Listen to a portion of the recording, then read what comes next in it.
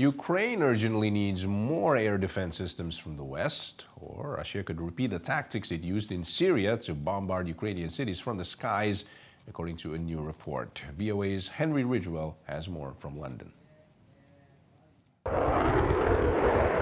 In the early days of Russia's invasion, the skies above Ukraine were largely unprotected. Russian jets conducted air raids deep behind the front lines. But Ukraine was able to deploy its air defences. Ukrainian forces have shot down dozens of Russian fighter jets, helicopters, other aircraft and missiles. The Russian Air Force retains a huge amount of potential firepower. It's just not being able to use it effectively at the moment because Ukraine is still denying them access to Ukrainian airspace above very low level because they still have these surface-to-air missile systems.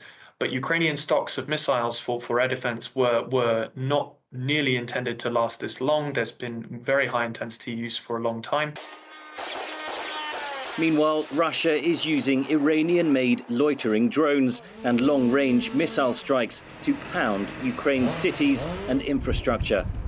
The West really needs to focus on delivering additional ammunition and eventually replacement SAM systems with systems we can more easily support, because, of course, these are Soviet-era systems that we don't use ourselves in the West. Western nations have supplied various air defense systems. Ukraine's defense minister said on Twitter Monday his country had received the first American NASAMS and Italian-made ASPEED systems from the US, Norway and Spain. The priority number one is air defense systems. Our partners know this very well. Germany sent an Iris-T air defense system last month and is supplying dozens of Gepard anti-aircraft tanks. France has sent its Crotale air defense system. But the report authors say Ukraine needs more from the West. Advanced fighter aircraft would also create an important deterrent. Even a small number of Western fighters equipped with missiles and radars that are able to meet Russian fighters on relatively equal terms. The likely consequence of Russia gaining control of the skies is tragically evident, says Bronk.